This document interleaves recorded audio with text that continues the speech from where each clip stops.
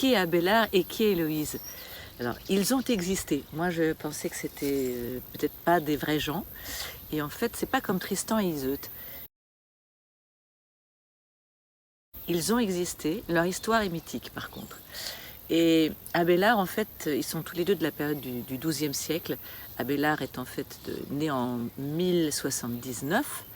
Et Héloïse, on ne connaît pas sa date de naissance. Abélard va mourir en 1142, à 63 ans. Et Héloïse va mourir au même âge, à 63 ans à peu près, 20 ans après Abélard. Et donc, qui est Abélard? Abélard, c'est un Breton. C'est un Breton qui est né vers Nantes, au Palais. D'ailleurs, il y a toujours les ruines de sa maison seigneuriale. Et il a cédé son droit d'aînesse parce qu'il ne souhaite pas être formé aux armes. Il souhaite en fait conquérir, mais pas par les armes. Il veut conquérir les esprits. Lui, il a un tempérament de philosophe.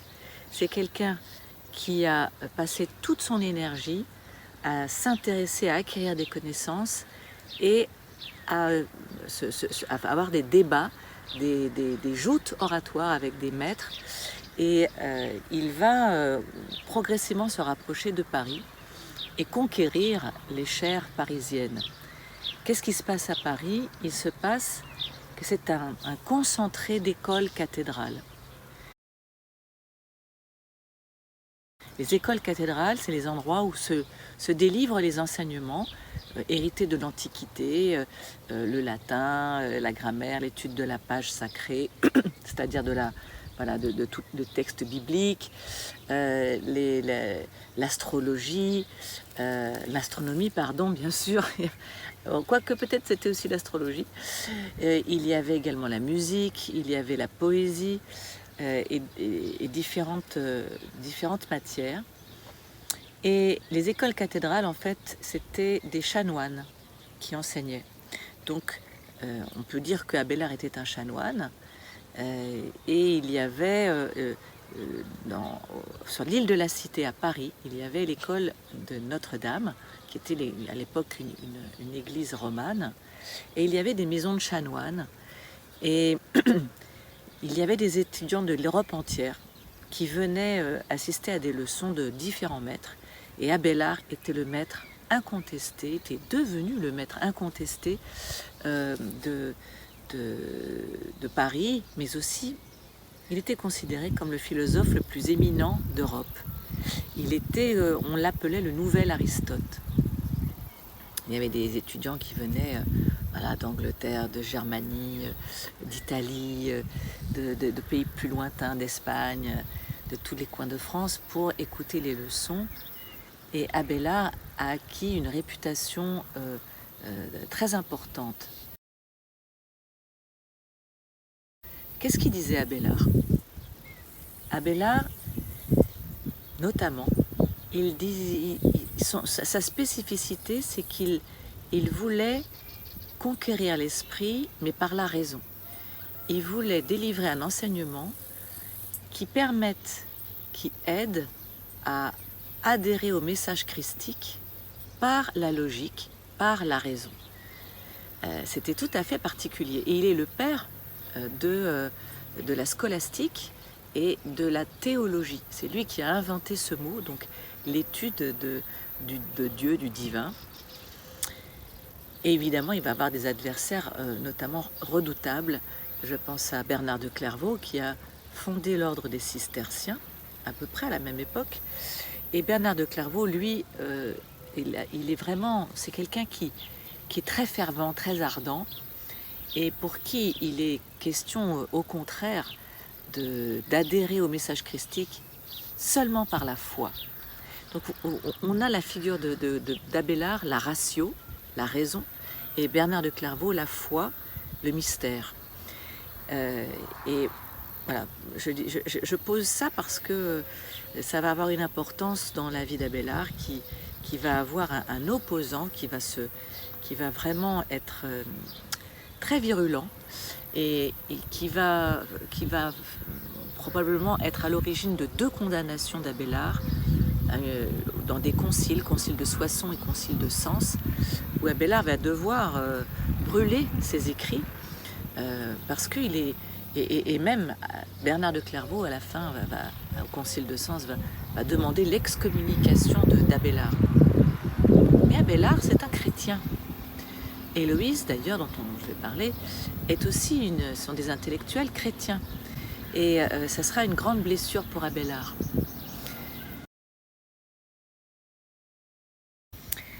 Alors, on est dans cet été à l'île de la Cité, à Paris, de l'an 1117. C'est un été où il fait très très chaud. Et dans ce moment très particulier que relate d'ailleurs le texte de Christiane Singer, c'est très saisissant, il y a quelque chose qui se passe. Abélard est au sommet de sa gloire et toute son énergie, toute son ardeur, quand il se lève le matin, quand il dort, est mise au service de la philosophie, toute sa libido est complètement drainée vers l'étude et les débats et enseigner, etc. Et là, il va y avoir un énorme changement. Il va entendre parler d'Héloïse. Héloïse, c'est une jeune femme de l'aristocratie à Paris, une orpheline, et c'est une jeune fille qui a été au couvent pendant plusieurs années, et son oncle, Fulbert, a évidemment pris en charge toute l'éducation de sa nièce.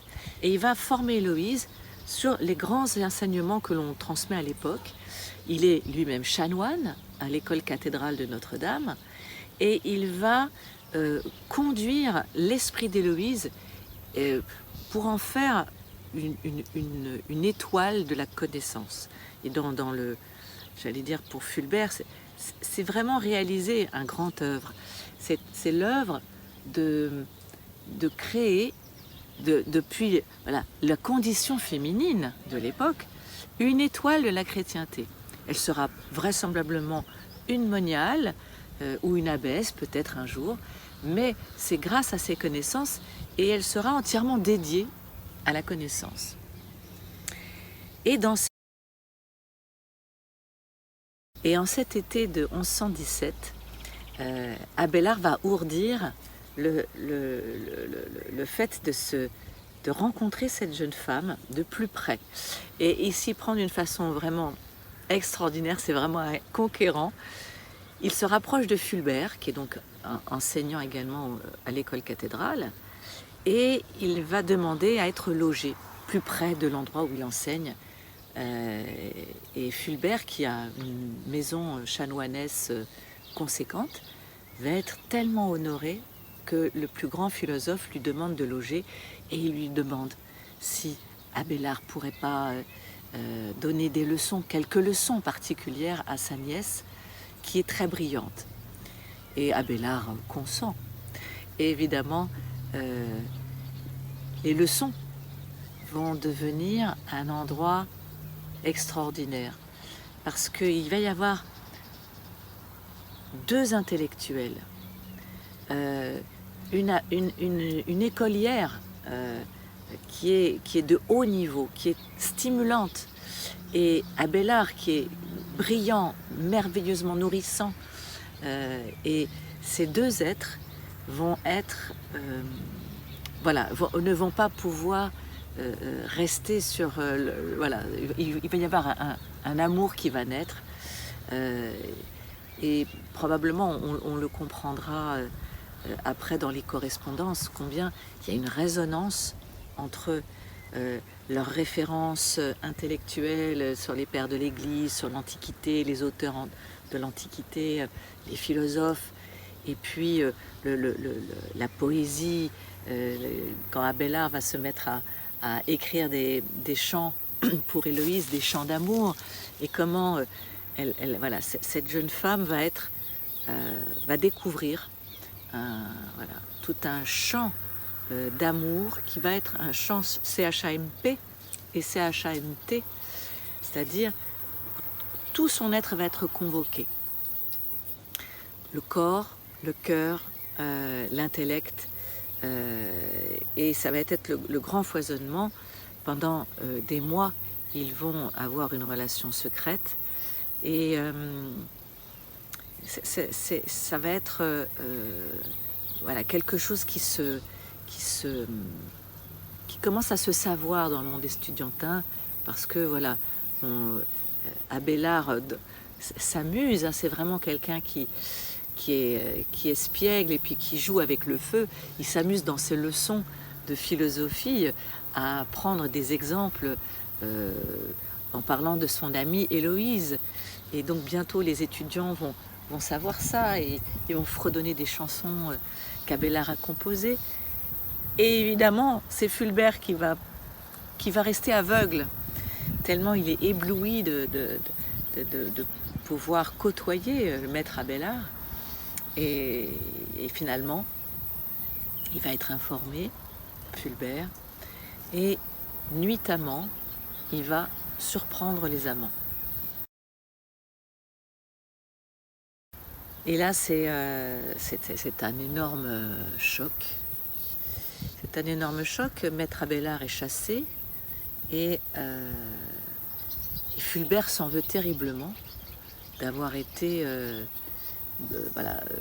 d'avoir attiré le loup dans la bergerie. Et puis il va comprendre qu'en fait sa nièce n'a pas subi les avances d'Abélard, mais qu'elle l'aime aussi.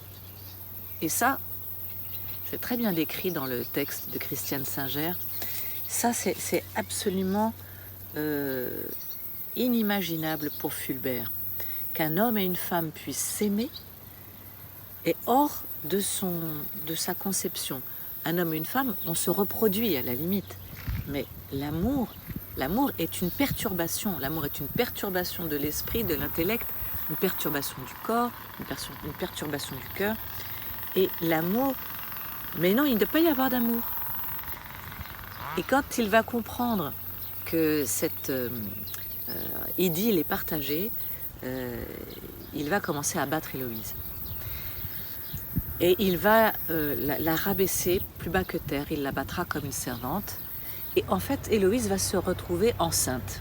Et Abélard va décider de faire il va décider tout simplement d'enlever Héloïse et de la déplacer pour qu'elle accouche en Bretagne, dans sa famille, dans le fief familial. Il va revêtir d'ailleurs Héloïse comme si c'était un signe avant-coureur. Il va la revêtir d'un vêtement de monial pour que son ventre soit moins visible. Donc Héloïse va découvrir la maison seigneuriale, la sœur d'Abélard, Denise. Elle va accoucher là-bas d'un fils, et Abélard va avoir un problème. Parce qu'en fait, sa carrière l'appelle, les étudiants l'attendent. Et il ne peut plus être à Paris, se présenter à Paris en étant en paix. Il sait que Fulbert est furieux, évidemment. Il a quand même...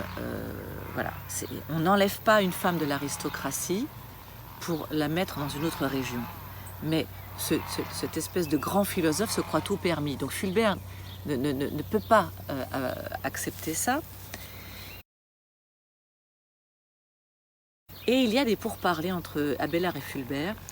Et Abélard, pour réparer en partie sa faute d'avoir engrossé et enlevé la nièce de Fulbert, propose un mariage, mais à une condition. Et la condition, c'est que ce mariage soit secret et reste secret. Et pourquoi ça? Parce qu'à l'époque, un philosophe, c'est vraiment un homme d'esprit. C'est pas un homme de corps. C'est pas un homme qui a une vie de famille et qui a et qui vit avec une femme. Parce que la femme, c'est la matière, c'est le corps, c'est les choses de la vie, c'est les choses concrètes. Et le philosophe, c'est quelqu'un qui a une capacité d'abstraction qui va s'éloigner de la matière. Et c'est tout ce qui est admiré chez les philosophes. Donc c'est Abélard qui demande ça. Et quand il va revenir en Bretagne pour dire à Héloïse le projet de mariage, Héloïse va refuser. Alors on peut se demander si Héloïse est une figure féministe qui ne veut pas de mariage. Je pense qu'elle a un idéal d'amour assez énorme et qu'elle ne veut pas attacher ou s'attacher le philosophe le plus éminent d'Europe à elle, une femme, et à une vie de famille avec un bébé. Et elle préfère, elle est dans cette période de l'amour courtois où il va y avoir une distance. Elle préfère aimer de loin Abélard et le retrouver comme maîtresse plutôt que d'être son épouse. Et l'idée qu'il y a un lien formel et officiel lui est odieux.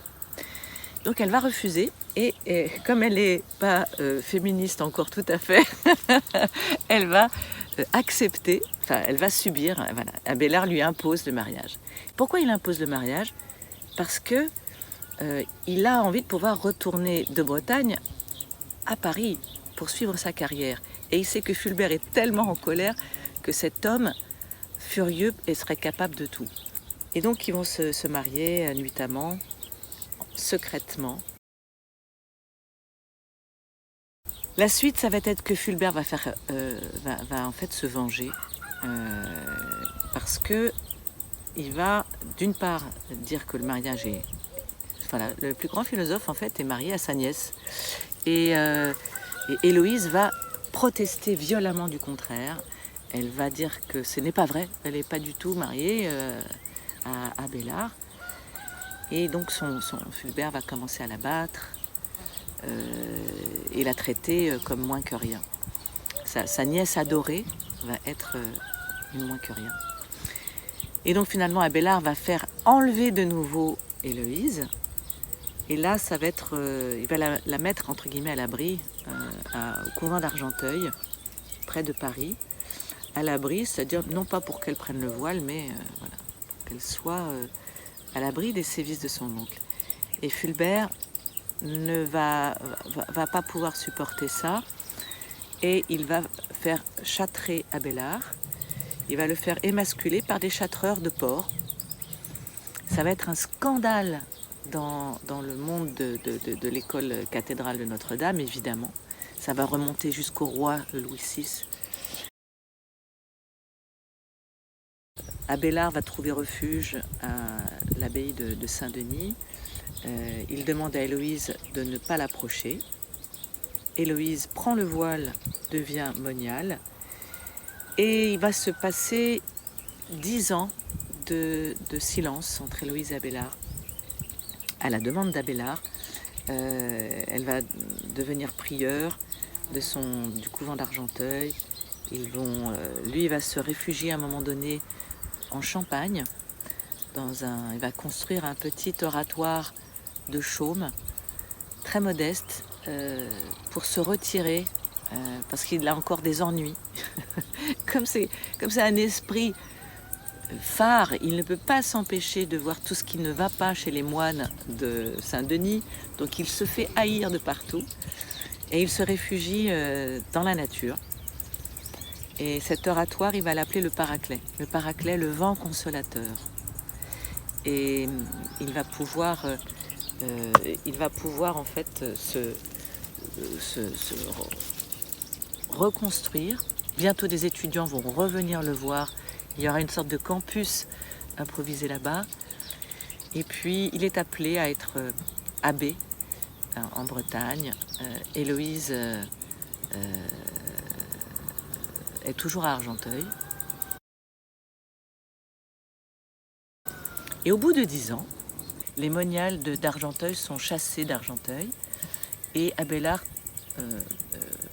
va proposer l'oratoire du Paraclet à Héloïse pour qu'elle se réfugie, et bientôt il y aura de l'aide et elles auront ce qui va s'appeler le couvent du Paraclet, avec vraiment c'est avec en pierre, avec l'aide des paysans, l'aide du seigneur local. Et c'est là qu'ils vont se revoir pour la première fois. Et là, c'est un énorme moment. Il va établir la règle du couvent, une règle adaptée pour les femmes. Il va faire les sermons. Il va parler du Christ là-bas. Mais il se retrouve comme personnalité religieuse.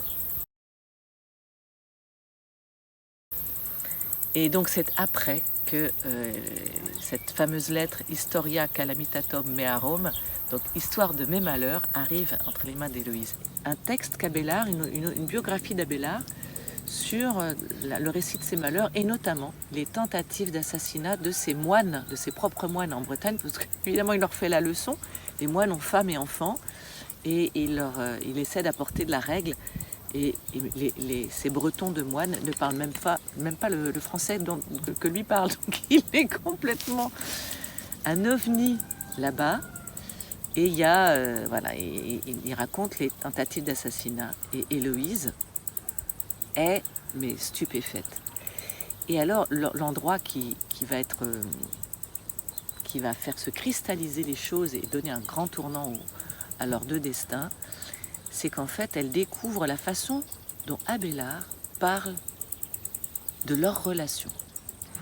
Et elle découvre que ce qui a été l'amour le plus incroyable pour elle, et aussi le plus incroyable pour Abélard, est décrit comme une sorte d'errance, une fornication, un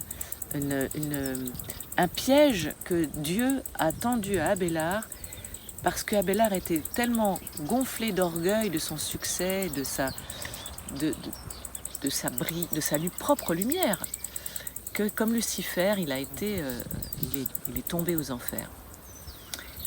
Et là, va se nouer cette correspondance dont l'authenticité a été discutée pendant longtemps, dans les années 70, qui est que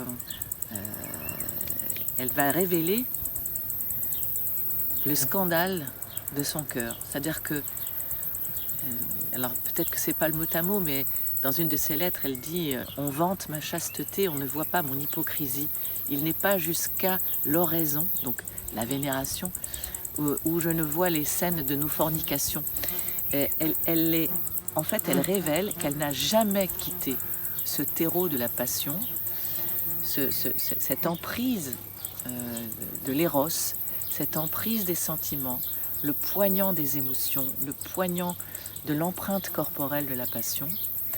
Elle ne l'a jamais, elle ne l'a jamais traversée. Et elle va faire la liste des reproches qu'elle a envers Abélard. Et donc cette correspondance qu'on trouve, hein, donc qui est éditée, hein, elle a des aspects très émouvants parce qu'on a cet homme, cette femme du XIIe siècle, la femme qui est une jeune femme, parce que finalement elle est moniale, elle a 20 ans. Et elle a tout son corps de jeune femme qui est maintenant pris dans le dénuement le plus total dans sa cellule, avec tout ce mémoriel qui s'épanche la nuit et le jour à tout moment, et qu'elle doit tenir secret. Et donc c'est vraiment poignant, et donc là elle va révéler tout ça à Abélard. Et Abélard va l'exhorter, va essayer de la verticaliser, de la sortir de cet endroit où elle est engluée, pour l'inviter à la retrouver à un endroit christique de dépouillement et de complet, j'allais dire, renoncement. Et ça va être très dur, et en fait on ne sait pas, quand on lit les lettres, on ne sait pas si elle y est jamais arrivée. Abélard va avoir, il a un nouveau pic de carrière, et puis il est aussi condamné par Bernard de Clairvaux, qui a fondé les Cisterciens, et qui, lui, est vraiment anti-démarche d'Abélard, parce que pour Bernard de Clairvaux, le message christique, c'est par le mystère, et certainement pas par la raison. Donc, par deux fois, il va y avoir des chocs dans la vie d'Abélard, où il va être condamné dans des conciles, il va devoir brûler ses œuvres, et c'est une grande blessure, une nouvelle castration en réalité. Et puis il va se retrouver il va plaider sa cause, il veut plaider sa cause à Rome et en route. il s'arrête à Cluny, où Pierre le Vénérable l'accueille et l'invite à se reposer. Et en fait, Pierre le Vénérable l'invite à se pacifier, parce que ce sont vraiment des êtres, sont des guerriers en fait. Il a été un guerrier de l'esprit et il a été très blessé dans son corps, dans son esprit, dans son engagement spirituel aussi.